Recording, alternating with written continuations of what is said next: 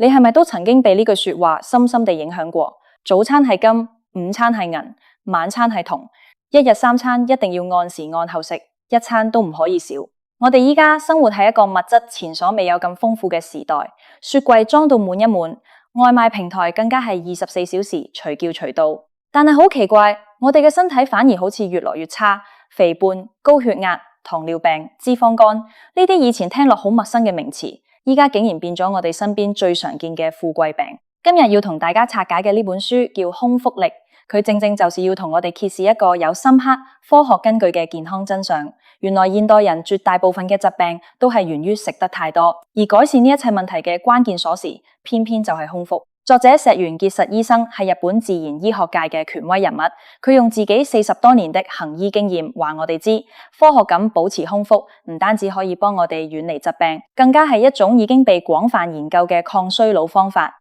呢個說法絕對唔係靠猜或者老作，佢背後嘅核心機制細胞自噬嘅發現，仲拿咗2016年的諾貝爾生理學或醫學獎，為空腹帶來嘅健康價值提供了非常堅實嘅科學證據。呢本書一開頭就提出咗一個好顛覆傳統嘅觀點，喺人類幾百萬年的演化歷程入面，絕大部分時間其實都係處於食物供應唔穩定嘅狀態，食得飽同短期空腹之間的交替，先至係我哋人類祖先嘅生存常態。喺漫長嘅歲月入面，我哋嘅祖先時刻都要面對洪水、旱災、地震呢啲自然災害，食物短缺係家常便飯。為了生存落去，我哋嘅身體慢慢進化出咗一套好精密嘅機制，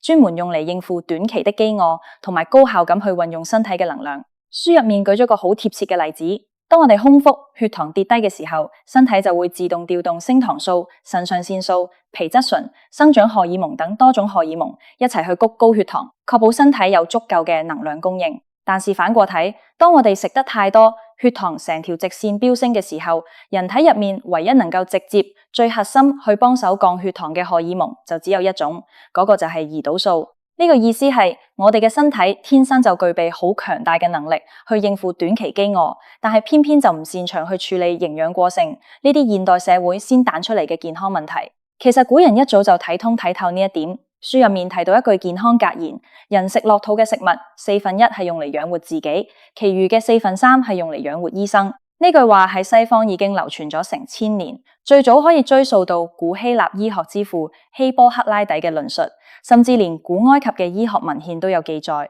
呢句咁古老嘅說話穿越咗千百年，去到今時今日，依然好精準咁刺中我哋現代人嘅健康困境。石原結實博士喺書入面一針見血咁指出，現代人普遍都有能量過剩同營養過剩嘅問題。我哋硬係經常擔心自己會餓親，但就從來都冇去諗過，我哋嘅消化器官其實可能已經做到5勞7傷，天天都在超負荷咁運作。原來消化食物係人體入面最消耗能量嘅活動之一。當我哋嘅嘴巴不停咁食嘢，身體絕大部分嘅能量都會被抽走，去處理呢啲源源不絕嘅食物。咁問題嚟啦，當消化系統霸佔咗身體大部分嘅能量之後，究竟會發生乜嘢事呢？首要而且最直接嘅後果，就係我哋嘅血液會變得污濁。石原博士認為，呢個正正就係好多健康問題嘅萬惡之源。過多的脂肪、過多的糖分，仲有嗰啲未能完全消化吸收嘅蛋白質殘渣，全部都會一鼓作氣咁湧入我哋嘅血管入面。原本應該係清潔流動嘅生命之河，慢慢就會變得又稠又濁。入面裝滿咗新陳代謝出嚟嘅垃圾，呢啲污濁嘅血液流經身體嘅每一個角落，就好似一條受污染嘅渠水，再無法為我哋嘅身體組織提供乾淨嘅滋養。其次，如果你長期食得太多，會對消化系統造成持續嘅超負荷負擔。同時，多餘嘅營養會變成脂肪積聚喺體內，結果反而會搞亂咗身體正常嘅體溫調節同基礎代謝嘅節奏。相反，短期而又合理的空腹可以減少消化器官嘅能量消耗，俾身體嘅新陳代謝節奏慢慢回復平穩，咁樣反而更加有利於維持正常嘅核心體溫同埋酵素嘅活躍度。講起體溫，佢係衡量我哋生命活力嘅一個非常重要嘅指標。石原博士喺書中引用咗大量嘅數據嚟證明體溫有幾重要。我哋人類正常嘅核心體溫大約係攝氏36度至37.2度之間。喺呢個溫度範圍內，身體內絕大多數酵素嘅活躍度係最高嘅。當身體長期處於新陳代謝大混亂、基礎體溫偏低嘅狀態時，代謝效率就會跌落嚟。連免疫細胞嘅活躍度都會受到拖累。呢個亦都解釋咗點解嗰啲體溫調節得唔好嘅人，往往更加容易出現免疫力變差、周身病痛嘅情況。書中舉咗一個好生動嘅例子，叫我哋去觀察一下大自然嘅動物。大家諗下，無論係好兇猛嘅老虎，定係好溫順嘅兔子，當佢哋病咗或者受傷嘅時候，佢哋第一個本能反應就係減少食嘢。佢哋會自己喺一個寂靜嘅角落，靜靜地趴喺度休息，減少一啲無謂嘅能量消耗，將身體所有嘅能量集中去對抗病菌同埋修復傷口。呢種其實就係源自於生命本能嘅大智慧。但是反過睇睇我哋人類，平時傷風感冒發燒，家人硬係會勸我哋食多2口嘢，話咁樣先有氣力熬得過去。結果點樣？我哋經常明明冇胃口，仲要硬係把嘢食塞落肚。咁做反而加重咗原本已經好虛弱嘅身體嘅消化負擔，搞到個病反反复复，拖好耐都斷唔到尾。既然食得太多係咁多問題嘅病根，咁解開呢個結嘅鎖匙，順理成章就藏喺佢嘅反面，即係空腹嗰度啦。喺石原結實博士嘅理論入面，空腹絕對唔係挨餓咁簡單，佢其實係一場好深層次嘅身體大調節，係我哋主動按停、暫停按鈕，俾嗰個全年無休，做到好似隻狗咁嘅消化系統，終於有一個寶貴嘅喘氣機會，從而啟動我哋身體與生俱來好強大嘅自我療癒機制。呢個機制一開機，首先帶來嘅改變就係能量嘅重新大分配。當我哋嘅腸胃唔使再浪費咁多氣力去消化食物嘅時候，呢部分省落嚟嘅寶貴能量就會好精準咁派去身體最急需嘅地方。譬如話去修補受損嘅細胞同組織，推動新陳代謝快啲運行，清走積聚喺體內嘅毒素，仲會集中火力去對付同清走嗰啲入侵嘅病菌以及體內變異嘅細胞。喺呢個過程入面，最關鍵嘅一環就係免疫力嘅大升級。如果你長期餐餐食到飽一飽，營養過剩，血液入面多餘嘅脂肪同糖分，呢啲新陳代謝垃圾就會阻礙白血球嘅追蹤同吞噬能力，導致免疫細胞做嘢慢吞吞，效率大跌。相反，只要保持合理的空腹狀態，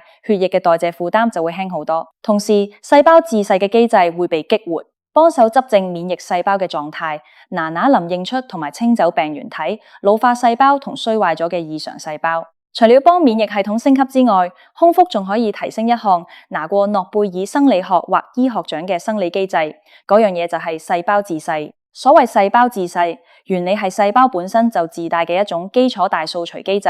平時營養正常嘅時候，佢都會一直工作，但是合理的空腹就可以大大引發呢個機制嘅活躍度。喺空腹嘅狀態下，我哋嘅細胞就會好似開咗 turbo 咁，高效率咁啟動自我清理模式。佢好聰明嘅，懂得自動找出細胞入面嗰啲老化咗、爛咗，甚至可能已經病變咗嘅蛋白質同細胞器，然後就好似做垃圾回收咁，將佢哋拆解消化，再重新變回做有用的能量同原材料，拎嚟製造全新健健康康嘅細胞組織。咁到底當我哋主動去實行科學空腹嘅時候，身體會有乜嘢好處呢？作者石原結實醫生就幫我哋總結咗空腹帶來嘅幾大益處。第一，佢可以激活同長壽有關嘅基因。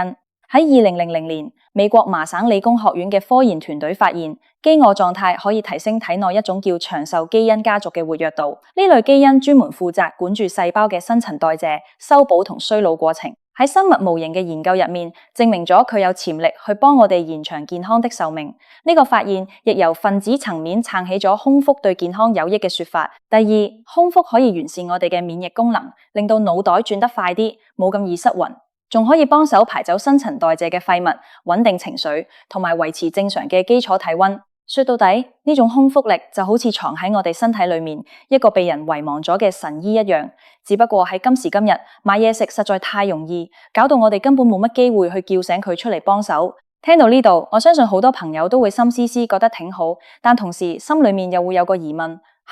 難道要我哋像苦行僧一樣餓足幾日幾夜咩？大家冷靜啲，石原結實博士所提倡嘅空腹力，絕對唔係叫你做嗰啲自虐式嘅長期斷食。佢為我哋量身訂造咗一套好溫和、容易跟住做，而且效果好明顯嘅輕斷食方法，又叫做半日斷食法。呢套方法最核心，亦係最容易上手嘅第一步，就是要大改造我哋嘅早餐。石原博士話，從人體的生理時鐘睇，早上正係腸道蠕動、排出夜尿同宿便等代謝廢物最活躍嘅時間，加上經過咗一整晚嘅空腹，身體嘅消化器官剛剛先休息完。如果你一早起床就馬上食一大把油膩又難消化嘅固體食物落肚，就會突然加重咗腸胃嘅負擔，打亂咗身體一早流流嘅排毒同新陳代謝嘅節奏。相反，溫和嘅流質食物就唔同啦，佢既可以幫身體補充水分同基本的營養，又唔會逼得消化系統太緊，更加符合我哋身體剛起床時嘅生理狀態。咁到底要點樣做先對呢？好簡單，就係飲一杯可以暖身、補水又有微量元素嘅飲品，去代替平時嗰啲又油又甜、食落肚好難消化嘅傳統固體早餐。石原博士喺書裏面最極力推介嘅就係生薑紅茶，做法好簡單，沖一杯熱辣辣嘅紅茶，加1小匙磨碎咗嘅薑蓉，然後再睇自己喜好，加少少紅糖或者蜜糖調味。生薑本身性溫，可以促進血液循環，幫手出汗同去水腫，咁樣就可以加快排走身體入面嗰啲新陳代謝嘅垃圾。如果你真係受唔住薑味嘅話，書裏面仲推介咗另一個絕世好選擇俾大家，就係紅蘿蔔蘋果汁。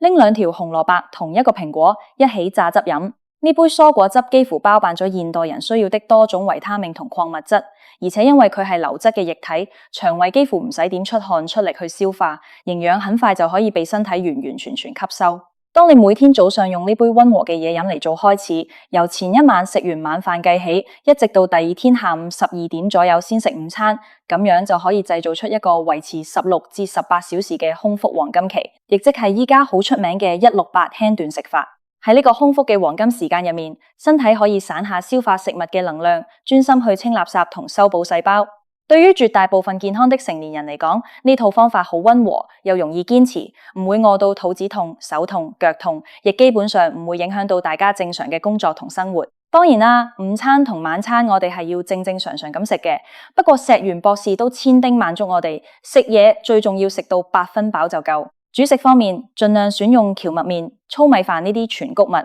平時就食多啲菜、番薯、蘿蔔呢啲根莖類食物，仲有發酵食品。至於食晚飯，就盡量喺臨睡前3至4小時搞掂佢，留足夠嘅時間俾腸胃去消化同排空。呢種日常嘅輕斷食法，就好似每天都幫我哋嘅老爺車做一次小型保養同重新開機。佢唔會讓你覺得餓到受唔住，亦唔會阻礙你嘅日常生活。但是佢會好似春雨綿綿，不知不覺間日積月累咁改善我哋嘅體質，幫身體做大掃除。喺本書嘅最後一部分，石原博士用了很有詩意嘅話去形容空腹帶俾我哋嗰種精神爽利嘅狀態。佢話就好似早上的露水，又純淨又透明；就好似山頂嘅空氣，清新得嚟又有朝氣；就好似夜空嘅星星，平靜得嚟又夠光明。呢啲正正就係空腹賜俾我哋高質素嘅生命狀態。空腹力呢本書真的幫我哋打開咗一道全新的認知大門，佢讓我哋明白到原來保持健康嘅關鍵並唔係要四處去乜嘢名貴補品，